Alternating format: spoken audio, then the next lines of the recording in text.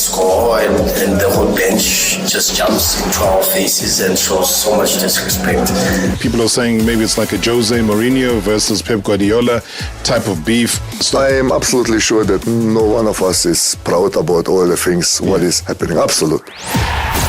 Robert Marawa, live on 947. Vuma FM, Rise FM, and Sowetan Live.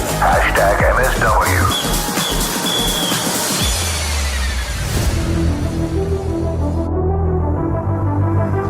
You know what it takes when you talk about great conversations. All I can tell you is that to go onto the YouTube channel. We are streaming live over there. Otherwise, you can send us a WhatsApp voice note, send us your questions or comments. Why? Because, you know what, my guest tonight, best described as very quiet, also very calculated. I don't know about now. Known to take his wickets not only by fierce pace, but also by outthinking the batsman. Now, from his humble beginnings here in Johannesburg to his current success as a professional cricketer, well, he's had a remarkable journey. I think you would bear me out on that one. His rise to fame is a testament to his hard work, the dedication, the passion for the game, and has achieved tremendous success, though, in his cricket career. You go back to, 2016, and he was leading, he'll correct me if I'm wrong. He was the leading wicket taker in the Test series against Australia, becoming the first South African bowler to take a hat-trick in an ODI match. Now, that same year, he was named Cricketer of the Year. We'll get to the awards. We'll get to all of those good things a little bit later on. Also making a South African 2020 debut in November 2014, just a year after leaving high school. Imagine, you leave high school, a year later, boom. And that was just before making his one-day international debut against Bangladesh. The date then was the 10th of July 2015. His Test debut in November 2015. And now he has 500 international wickets at just the age of 28. Remarkable. And he's only the third South African to pick up 500 wickets across formats before turning 29, with the list that's led by Pollock, who has 565, Makhaya Ntini 548, and is also the eighth pacer to reach the feat at just the age of 28. Incredible journey, though, for an incredible talent. Ladies and gentlemen, cricket royalty is in the house. Kagiso Rabada is here. Sir, good to see you. Yeah, thanks for having me on the show. It's good to see you again. Yeah, you've been dodging me these days, eh? There's just too much cricket going on.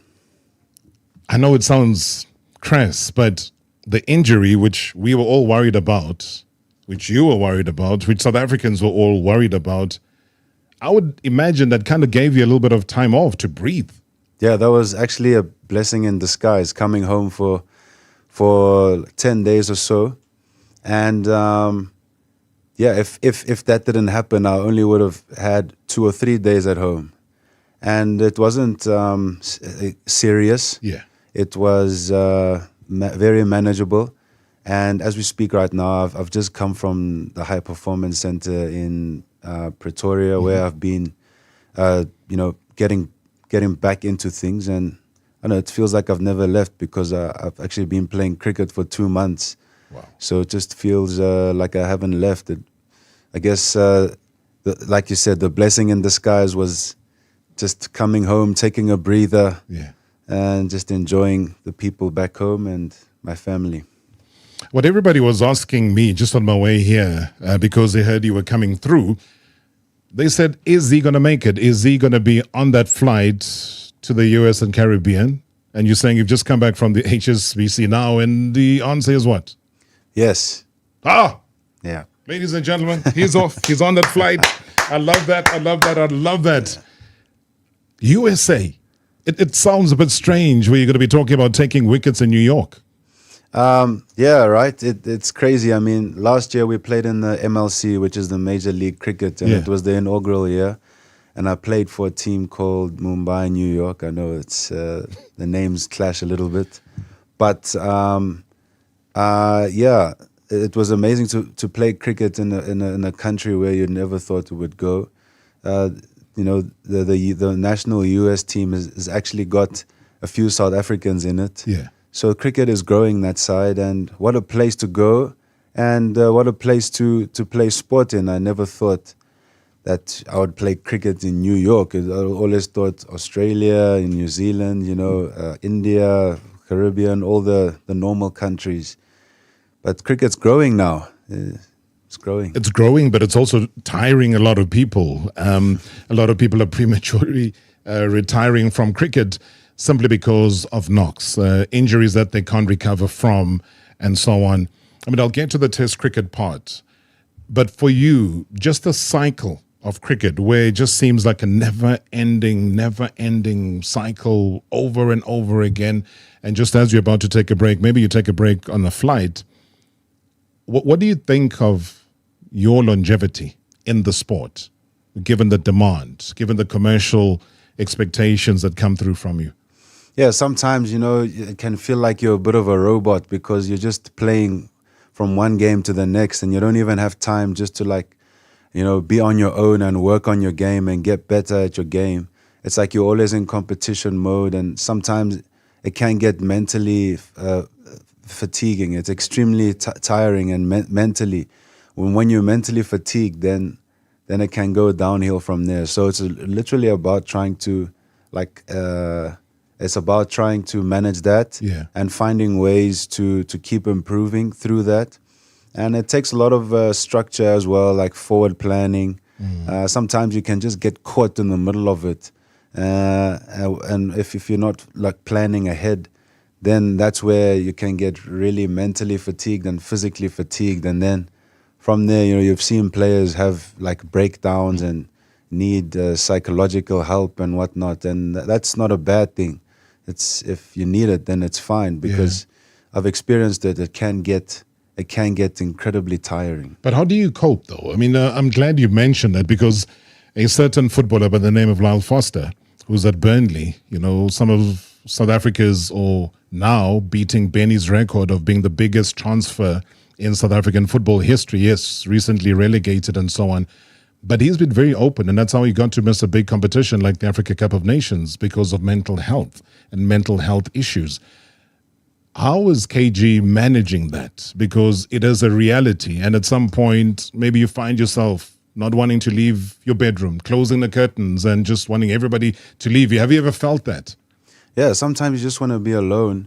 But other times, what keeps you going are the people that are around you. Yeah. But I think now what's important for federations to realize is that, you need to put structures in place for the athletes, and to give them all types of support.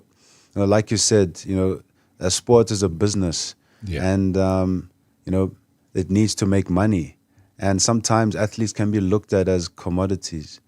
And they're just there for the broadcasting rights. They're there, and they get used in that way. But you need to look after them and see what needs, they need, for them to actually perform.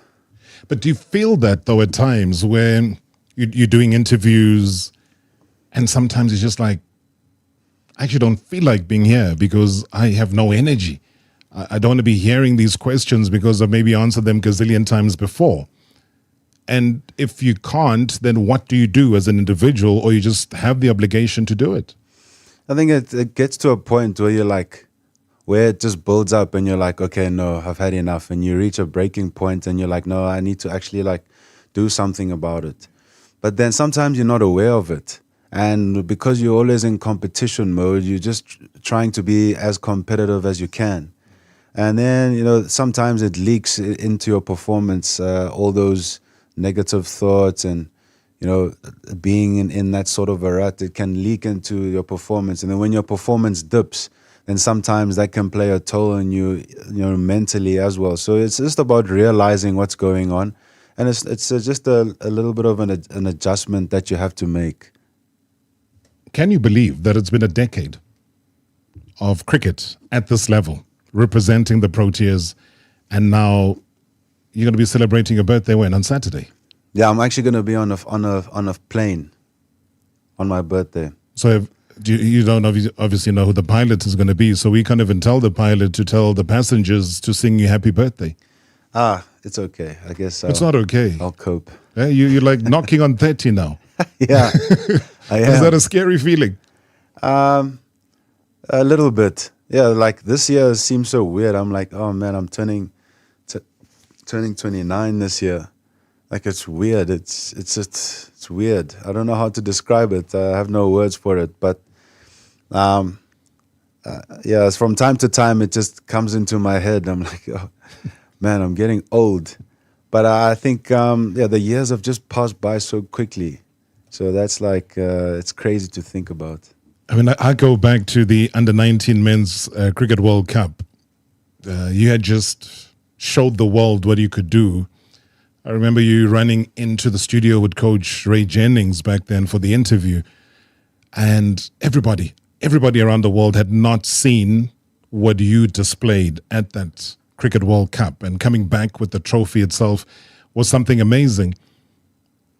What sort of leap of faith do you take from your performances at that time to where you are now with all of the records that you've broken? Yeah, you have to take a leap of faith in sport.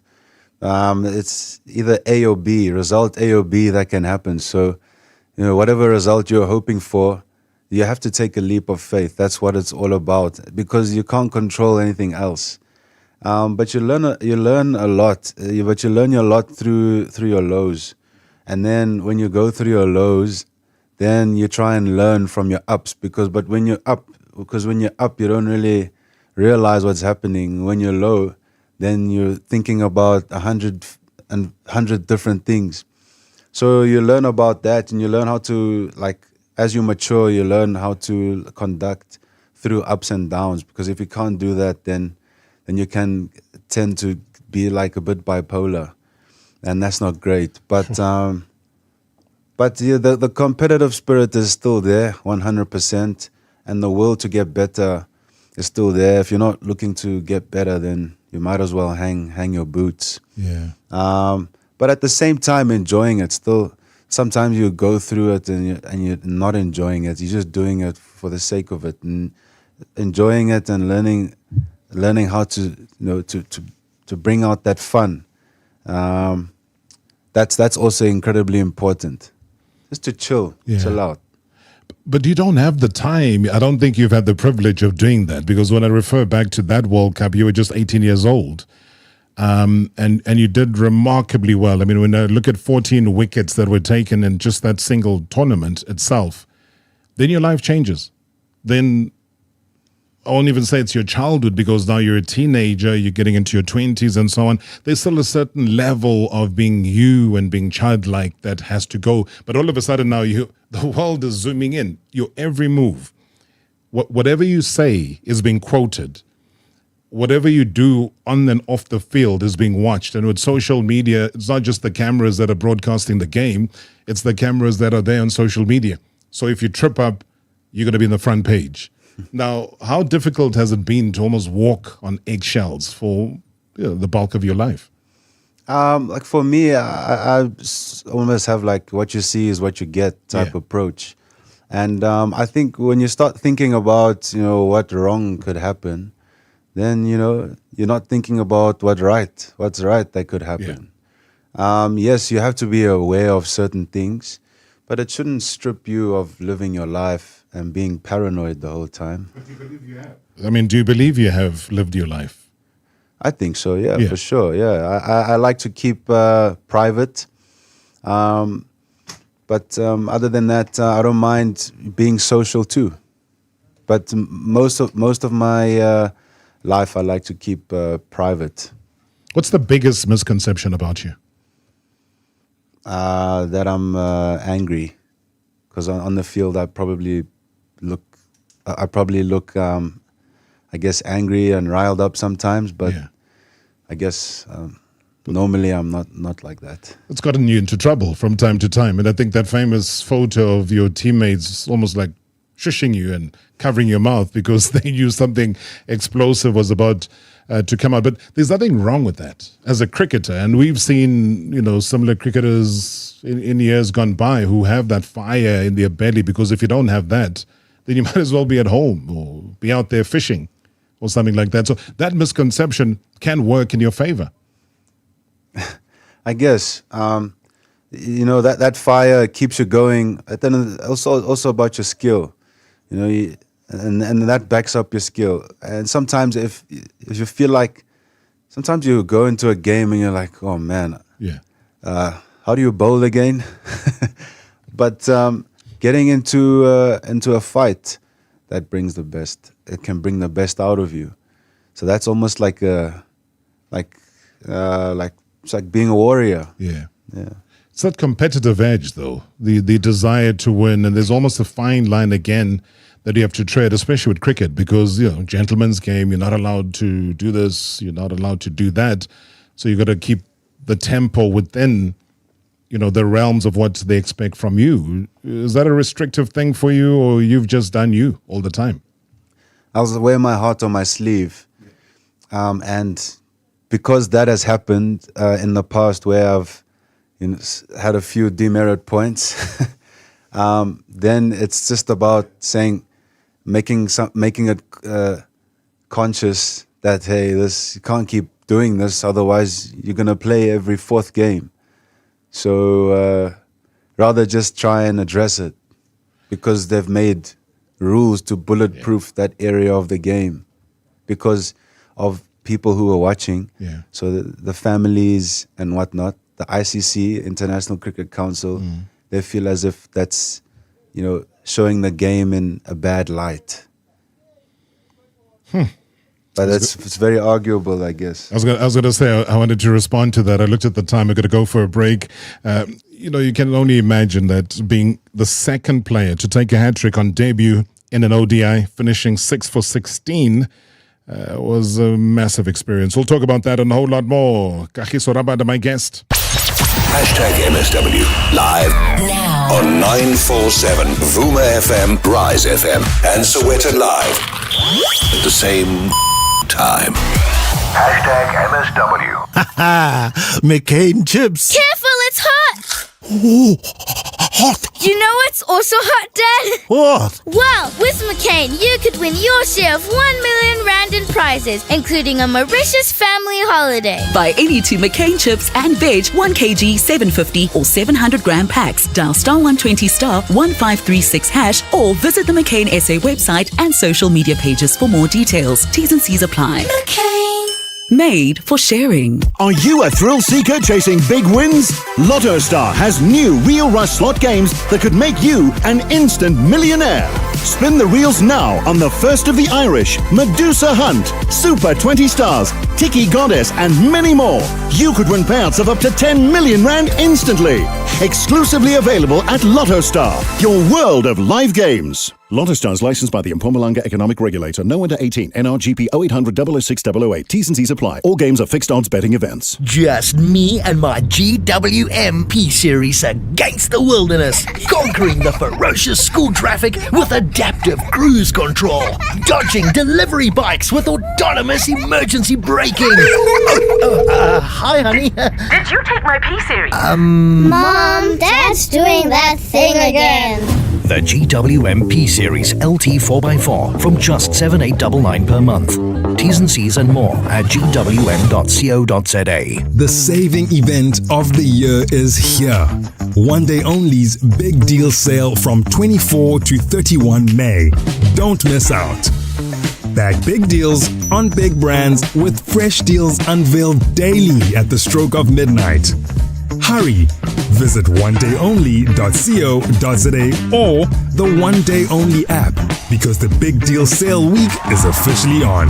When a daughter's love fuels her rage, she makes revenge her lifetime mission. In the new Showmax original series, Ntini, brace yourselves for a mission that sees her go deep into the belly of the world of private security and its underworld shenanigans. Will she be swallowed and become just another victim, or will she rise to the occasion and grab the bull by the horns? Watch Namita Ben Mazwi and Siyabonga Koala in Ntini. Coming tomorrow, 23 May. Sign up at showmax.com. Look at this amazing coffee table I bought at the Deco Furniture Autumn Sale. It's lovely, Cole, but who's the other coffee table for? One's for my coffee, one's for your coffee. And that one? That's for Bruce. Bruce is our Cocker Spaniel, Cole. They were 30% off. You bought 7 coffee tables, Cole. Get what makes you happy at Deco Furn's Autumn Sale with dining chairs from $299, bar stools from $399, up to 70% off rugs and much more. In store or at decofurnsa.co.za.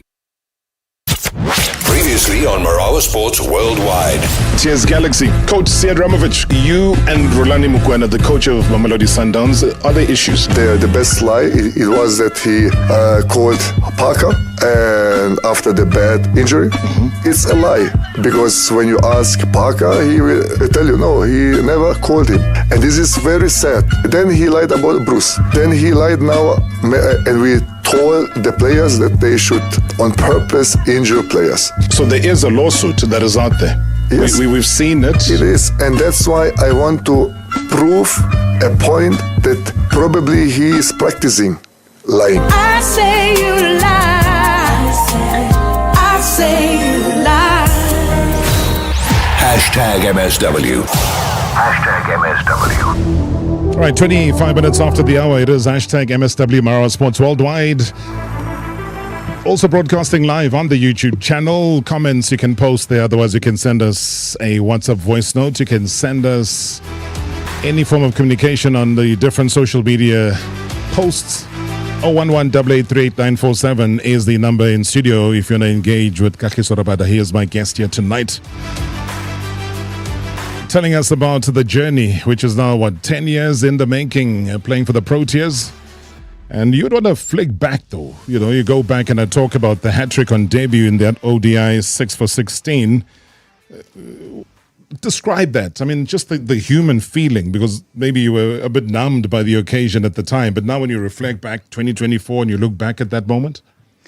I look back at that moment and it just feels like it happened so quickly. Yeah. And I remember getting to Bangladesh and just in awe of like who I was around, who my teammates were, like, and making my debut in ODI cricket. And because it's so humid there and it's like sticky and hot. So I was wearing these like skins underneath my playing jersey. And so the team goes out and was going out to huddle.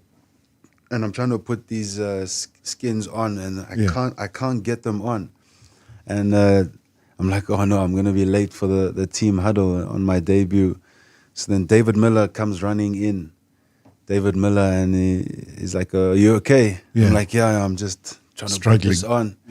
Yeah. And he says, you know, he was just checking on me. And then he says, how you feel? I said, no, I'm feeling really good. I said to him, I'm feeling really good. And then I remember I bowled a ball down leg for 5 wides. And after that, I got my first wicket, and then the hat-trick just came. When the wides happened, you were not disgruntled? It didn't dent your confidence at all? No, because I felt good.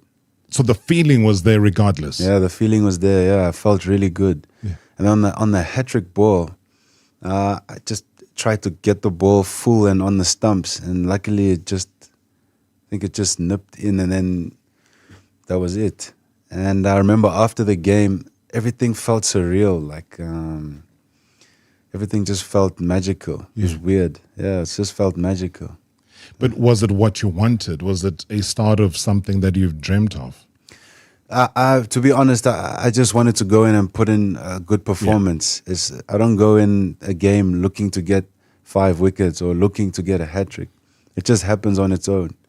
So there it just happened. The magic just happens on its own. Yeah. And I mean, I made mention early on of the 500 international wickets that you've taken. Would that have been something you foresaw? Would that have been something that was a target of yours at all? Not necessarily. Like what I do is I just try and look to be the best. Whether I'm at training, whether I'm thinking about the game, whether I'm playing, my goal is to be the best. And sometimes, it's a bit harder than other times. But as long as my mindset is there, then everything else will take care of itself. I don't think to myself, oh, I want to have 700 wickets or I want to have 800 wickets. I just want to be the best. And then I look at my game and try and improve on my game. And then the rest just take care of itself. Being the best also comes with those numbers, because looking at the numbers as they stand now, 9 wickets away from 300. When you look at 300 test wickets, that puts you in a different class. I guess it does, and it's a good feeling to know how far you've come. Yeah. But then again, it's just one game at a time, one day at a time, one thought at a time, one practice at a time. Because I try to look at some of the big names that you would be mentioned alongside, that I'm sure probably the next 2 test matches you'll be able to achieve that. I'm very confident of that. And with acquiring that, I mean, you'll be in the top 10 for the quickest to achieve this particular feat. And, some of the names that you then get linked with, from your Ravi Ashwins, your Dale Steins, Alan Donald, Glenn McGrath, Shane Warne, Malcolm Marshall, Mutia Muralitharan. I mean, these are great bowlers. These are big names as well. Does that open a level of excitement, or are you thinking, what, great, but I look beyond that? No, it's awesome to hear that, because sometimes, or even from time to time, but when I was younger, you're watching their tapes. Yes. You watch all their tapes and all those vintage tapes, and you learn about the game, and you watch what they do so well. And like when you want to be the best, or you growing up and aspiring to want to be in that position where you're battling, and you're competing against the world's best, and you're aspiring to get there, and you're aspiring to get there because of the players you're watching. So those players are the players that I was watching, and then you hear about some, and then you watch their tapes, and you see why they were so good, and the way other people speak about them. And when you say that right now about being in the same bracket as them, that does make me feel good because of that reason. Because it comes from a place where you wanted to be like them, if not better. And who was the biggest inspiration? I mean, those are just some of the names that you'll be joining, as I said, I'm sure, in the next 2 test matches. Yeah, my inspiration growing up, I didn't have one player that I particularly liked. But, looking at the bowlers, South Africa's always had brilliant bowlers. Makhaya and Ntini was one that stood out. Dale Steyn, Sean Pollock, the list is endless. I really got inspired watching AB de Villiers play. I mean, whenever he plays, you're on the edge of your seat. But the more I learned about cricket and the more I learned about other players, I think a guy named Viv Richards is my favorite player. I always say there's something about West Indies players that would always inspire greatness. And I think a lot of people growing up would look at different names within the West Indies teams through, the different, decades that passed within cricket and find inspiration in some of them. But hey, I mean, you go back and you talk about Sir Viv Richards, and, that's a big name in world cricket. And Kagiso Rabada, I would imagine, by the time he gets to retire, we'll be talking to you and about you in the same sort of level of excitement, and also just in a history that we can proudly look back at. Modisa is calling us from Centurion. Good evening. Hey, Mr. Rob, how are you? I'm good, man. KG's here. I'm good, man. Oh, you're sitting with a young legend, man. Yo, I remember watching this guy during the Under-19 World Cup when he made his breakthrough. And I was like, this is unbelievable stuff. And I'm super proud, right? And I've followed him ever since, from the Delhi Capitals to the Punjab Kings, right through to the Test cricket. And he's always smiling, even if people knock him around. I remember, I think SA was playing Australia or something, and they knocked him, and in his last over, he got 3 wickets, and he stood in the middle of the wicket, and he held his waist and just smiled. Unbelievable stuff. What a legend, man. Keep it up. I don't know, how old is he now? 29 or something? Yeah, turning 29 on Saturday. You want to sing him a happy birthday, huh? Yeah, no, I can't sing. But yeah, no, man, wonderful stuff from the streets of Mamelodi, where my also ancestral lines lie in the same street. But yeah, no, Rabada, we're proud of you. I think there's a lot of spotlight around you with regards to being the only African player in the current T20 squad. How do you feel about that? Because you're not only there because you're African, but you're there because you're probably the best player there in the current squad that you have. So how do you feel about that? Thanks, brother. Yeah. Madisa, thank you so much indeed. How do you take that as an honest question? Because it is an issue. Yeah, look, it's a tough one to wrap my mind around.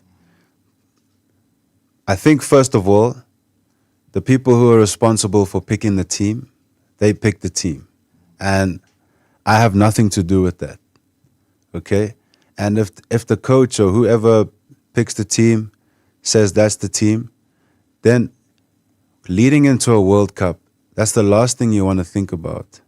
However, it is quite a heavy topic. I know, the one thing that I know is that as a black African player, growing up, I've never seen myself as a player of color.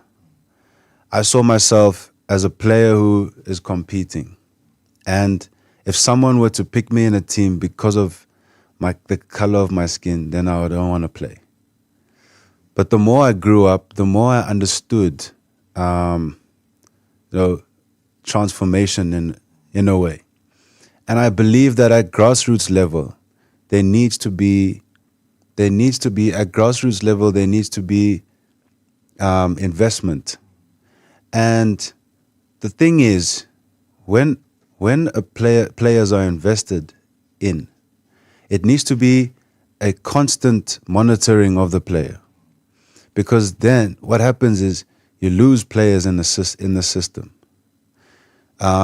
And that's the biggest fault right there, is players come, they show potential, and then they almost get lost in the system. So looking into cricket, it's when the talent is identified, that's where the most work is done, is through the monitoring. Leading into the World Cup, I think it's not a topic that I can, with myself being the only black African, I don't know if it's the first time it's happened. Certainly is one of the first times it's happened. Mm-hmm. But it's not something that I should be thinking about too much leading into a World Cup. And it's hard.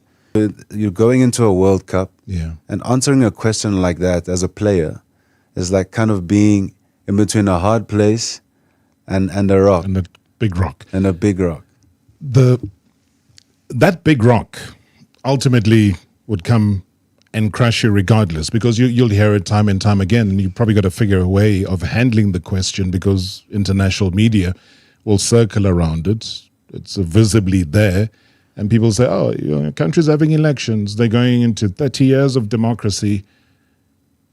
Surely the fight for transformation has then failed if you are here representing your country and you the only African player.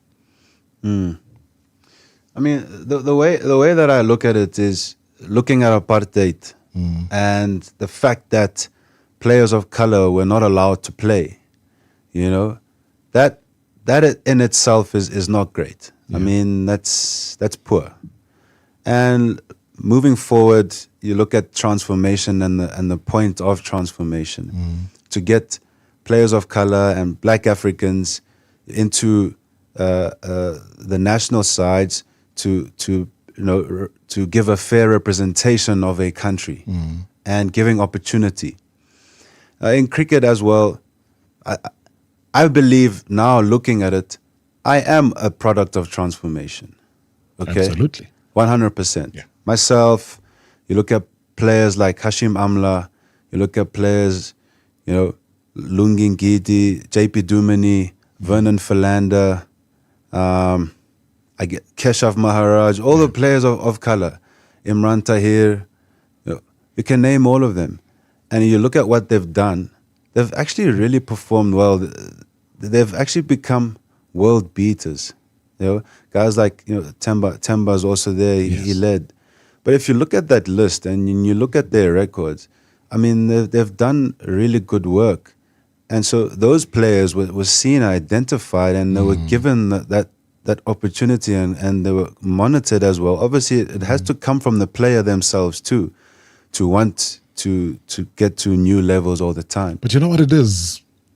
There's the governance issue. I remember your issue back in 2014. There was massive resistance to you and as well as your participation. I remember the Gauteng board members back then, they used the excuse that you needed 2 more years to play. They were talking about 2 more years at first-class level. And when you looked at who was in the majority, then there was that black Asian majority that was part of the board. And then they then overrode that minority ruling or the minority observation about you. And had that not happened, and I think Jeffrey Toyan at the time was the person who then gave you that opportunity, to step it up. Had they not been that resistance, then I think even there would have been a further delay in us seeing you wear the Proteas colors in the manner that you did. But then it was just still a provincial thing. So if there's resistance then, you can imagine the resistance now. Look, I mean, I can't really comment on that because I didn't really know what's happening. But I guess if that's your opinion, then I guess so. I mean, if I was if I was playing cricket back in the 80s for a team of players of color, like it wouldn't have been the same. Other than right now, you see. So it's equality. You would know, like the resistance on somebody like a rugby captain, for example. Yeah. Jeez, I mean, he was being slated. Had it not been for a very strong coach in Rassie Erasmus standing his ground and saying, Sia is an outstanding rugby player. And now we can hold our heads high and say, in the history of rugby in this country, there is no captain that has hoisted that Webb Ellis trophy twice. And he is. But had the resistance continued, then there would have never been that. And people have showed, whether it was Mapimpi, Lukanyuam, you name them, those are world-class players. Others being nominated for IRB, Player of the Year, and so on and so on. It's simply because of that. But we'll talk about it. Unathi is in Newcastle. Please don't hang up. We are going to be getting to you in just a second. The issues, getting to winter. Heat it up a bit. #MSW live now on 947 Vuma FM, Rise FM, and Sowetan Live at the same time. #MSW. The 29th of May is our moment. It's your moment. It's your election. Join the ENCA reporters as we crisscross our provinces, towns and suburbs and ask you, what is your election story? Will you make your mark? Only on ENCA, DSTV, Channel 403.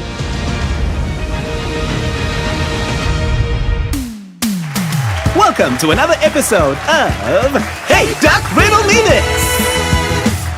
Okay, Duck. A train leaves the station and travels north at a speed of 75 kilometers per hour. At precisely 20 kilometers, which is 2/3 into the journey, you spill your coffee on your white shirt. How will you clean it? Mac. Correct! Mac Auto Powder. Anything else is just wrong. What do we want? Better car insurance! When do we want it? We want it now! How much are we willing to pay? $6.99! Exactly. Pay just $6.99 per month for the first year when you buy any new Polo Vivo through Volkswagen Financial Services. Join the Volkswagen family today by heading to your nearest dealership. T's and C's on vw.co.za. Volkswagen, share the ride. Get down to Dis-Chem from this Friday 24th to Sunday 26th May for incredible one weekend only 2+1 cheapest free deals on the widest range of sports supplements, energy drinks and bars from brands like Biogen, NPL, USN and many more. Get expert advice from our in-store consultants to help you reach your health and fitness goals. Excludes all advertised products. Only at Dis-Chem. Better health starts here.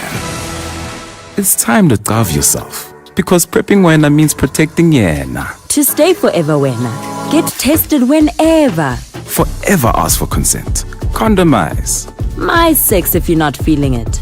Be forever prepped and forever status checked. Because it's not one or the other. It's forever wena. Know your sexual health options and choose you. Visit foreverwena.co.za.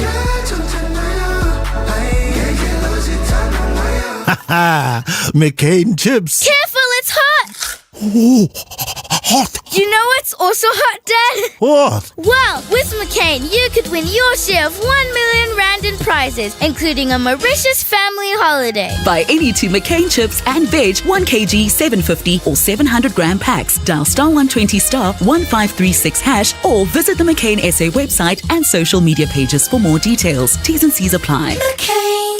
Made for sharing. Previously on Marawa Sports Worldwide. Cheers, Galaxy. Coach Ramovich. Yeah, man, congratulations to the coach in studio. Yeah, what a spicy celebration. We should be talking about the tactics. We should be talking about the competitiveness of the match. The match was competitive, and Galaxy was all over Mamelodi Sundowns. But we were forced not to talk about those because the behavior of the two coaches, the behavior of both sides, Mr. Marawa, was shocking. It was shocking to watch that, Mr. Marawa. And lastly, Mr. Marawa, it was shocking. It was shocking, and lastly, it was shocking. Would you agree with David to say it was shocking? Oh, again, I stand up for myself, I stand up for my players, I stand up, and I will always raise my voice. Hashtag MSW. Hashtag MSW. Yeah, our final moments. Kagiso Rabada, my guest here tonight. Let me head off to Newcastle, man. You've got a Nati who's been patiently holding on. And Nati, thank you very much for your patience. Yes, Mr. Good evening and welcome. How are you, Mr. Marawa? I'm strong. How are you doing? I know I'm okay. Mr. Rob, while I was still holding on the line, you know, Cricket SA is doing his job to train these guys how to deal with the media. So some of the things, let me congratulate Kagiso the way he's answering the questions. But Kagiso, if myself was selected on a quota, I will never play. The reason why I made this call is to tell you that at what you are doing, you are the best. So, quota or no quota, you deserve to be there. And Mr. Marawa, one question to Kagiso. Are you still with me, Mr. Marawa? Yeah, listening. Nanti? Yeah, now I can hear you. Yeah, you said you had one question for KG? Yes, KG. KG, when are we gonna get? When are you guys gonna get us that Cricket World Cup trophy? Because it has eluded most of the captain, most recently Bavuma. When are we getting? I'm asking the same question. Yeah. Listen on the radio, Nanti. That is the most asked question because we don't have another press conference. Well, Nanti, maybe you have the answer for us. What do you think it is? Come through. I'll give you my address. Please give me an answer. What is your answer though? Because this chokers tag needs to end at some point. Yeah, it's terrible. It's something that I laugh at, but you know, without saying anything cliche, to be quite frank, I think it's just about playing good cricket, and we know we can play good cricket, but playing good cricket in pressure situations. We've had the best players. I think I go back to 2003 when we hosted here. You know, good old Duckworth and Lewis system came through and we were all over the place. I I don't know what you remember, what your greatest moment is of our underachieving, if I can even call it that. Big time, yeah. But something needs to happen, and I don't know what it is. Good question. Good evening, Rob and Rabada and the listeners of MSW. Rob, what does it think that Proteas must do in order to achieve going to the final of a World Cup? What do they need to do? Why do they seem to always choke when it's time, to go and play the final? We'll see you, PE. So thank you so much indeed. We'll come back to that because it marries with other questions coming in. Evening to Rob and evening to KG, Mr. Rabada. Rob, maybe a question to Rabada is, would he like to maybe improve on his betting side of the game? Maybe to see himself maybe one day reaching a half century or maybe even close to a century, especially in those big games like those tournaments or World Cups. And maybe on the lighter note, is he into soccer? Which team does he support? Great show is always the Rob. Tsepo, thank you so much. You want to take that one quickly? Yeah, Kaizer Chiefs. Sure. Yeah. So yeah, it's been a bit tough, but it's been very tough. But Kosi for life. A bit tough. Kosi for life. So do you think that the day the Proteas win, Chiefs will win? Good evening, Robert. This is the man.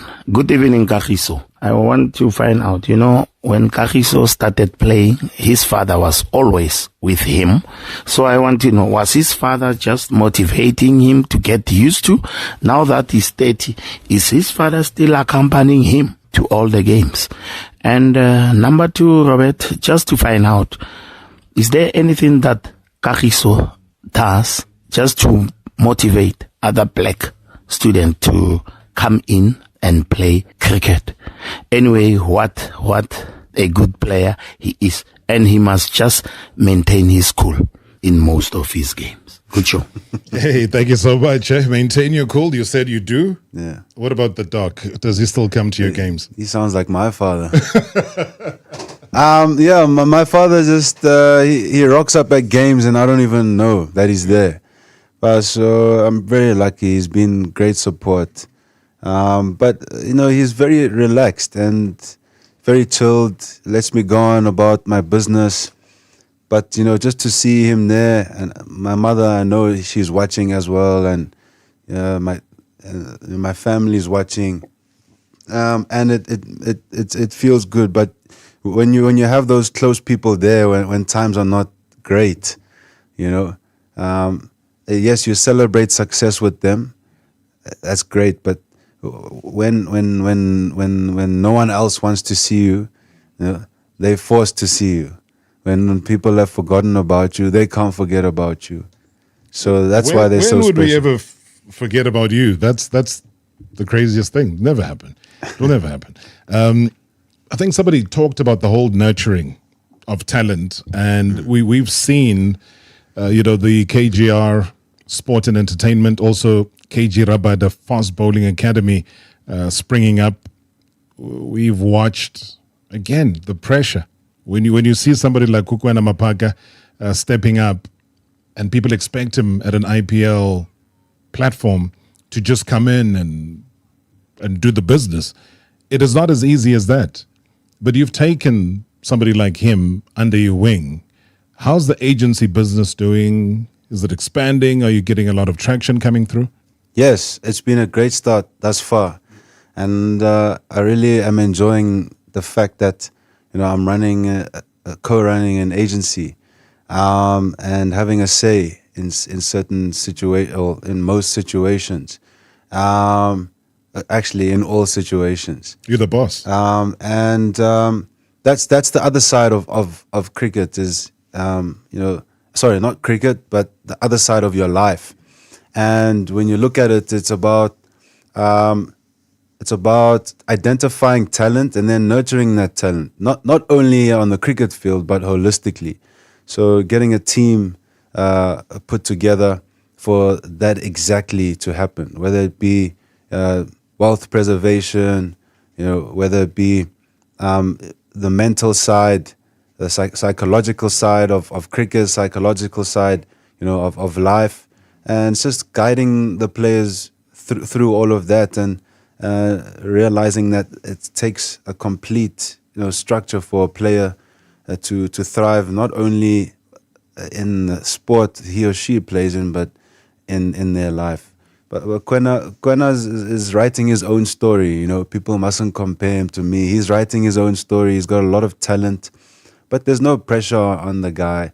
There's zero pressure. I mean, he's in matric, and he's gone to the IPL, and what a great experience for him.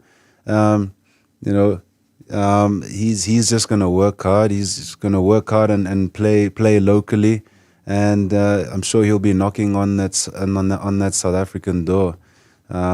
He's still very young, He's still very young. I mean, you talk about matric. Yeah, he's very young, and he must just be a teenager.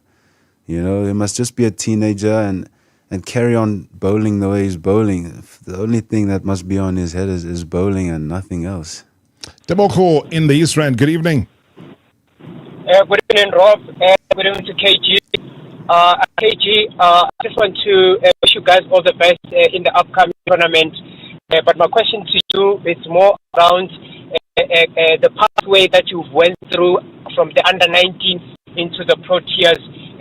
Some of the stories that you saw imparting with Ukwena Maphaka, because I believe he has undergone a similar journey like you. Maybe there are certain things that he can learn from your journey. Just want to hear your views around that. Thank you so much. Nice one. Thank you so much. I mean, similarities, what would you impart in terms of him? Similarities? Yeah. We're both black. Mm-hmm. We both went to St. Stithians. Mm-hmm. We're both bowlers. Sure.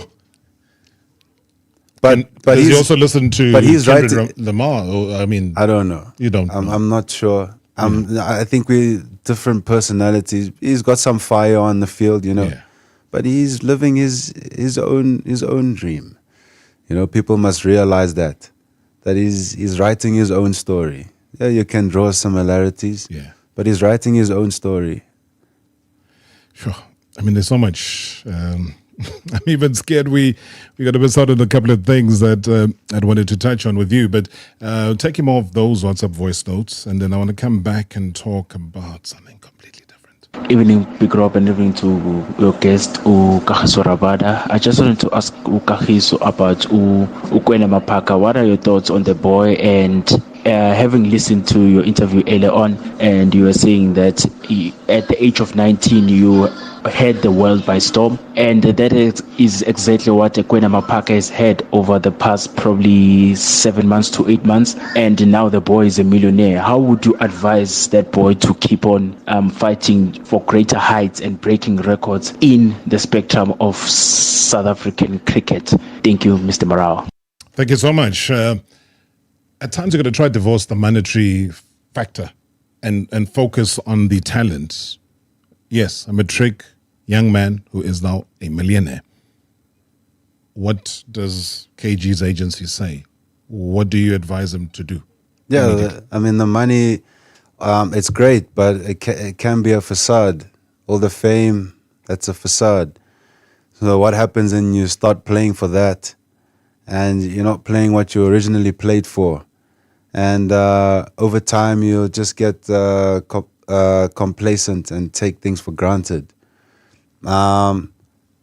Look, earning money is not a problem, but as long as it just doesn't get to your head, that's fine. What got to your head, though, was, I don't know if I could call it angry or disappointed, was what happened earlier this year around the test to New Zealand that didn't happen.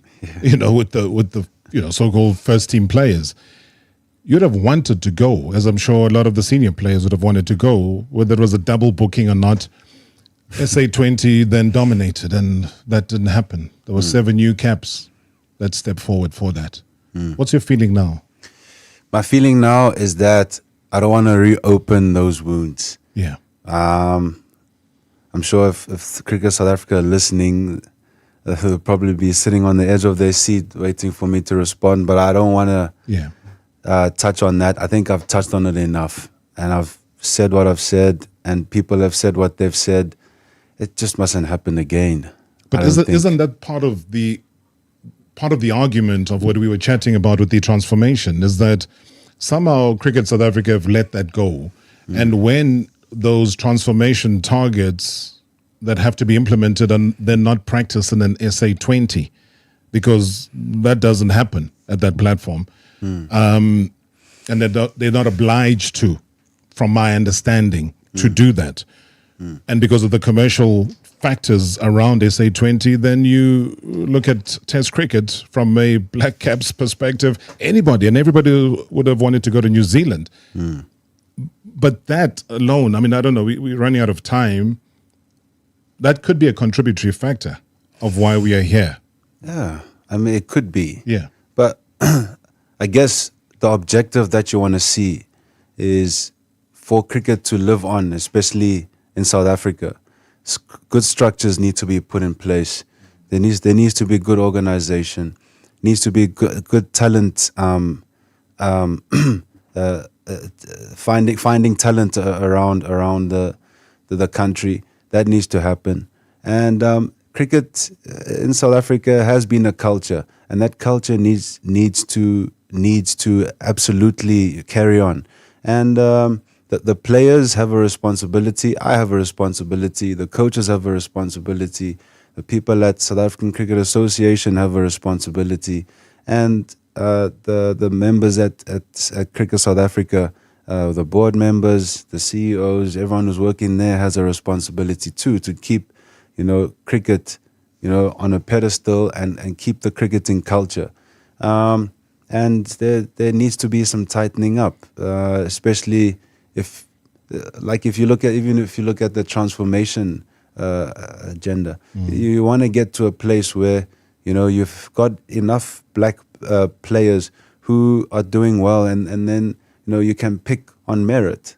I think they do, though, because I never understand, and trust me, it's not your fault. It's just how South Africans talk black, you talk merit all of a sudden. It could be the same for any other race, but it's always brought to question. Before anything gets brought to question, I want to thank you, man, for coming through. It's incredible that an hour has flown by just like that. Thank you so much. We still live in the memory of your 6 awards that you won at the Cricket SA Awards in 2016 at just the age of 21. And you doubled up again in 2018. I want you to double up and double up and double up and keep coming back to the show. Yes. Sir, we've got the greatest cappuccino in the land. Thank you very much, KG. Thank you. Thank you for having me. Appreciate it. #MSW live now on 947 Vuma FM, Rise FM, and Sowetan Live at the same time. #MSW.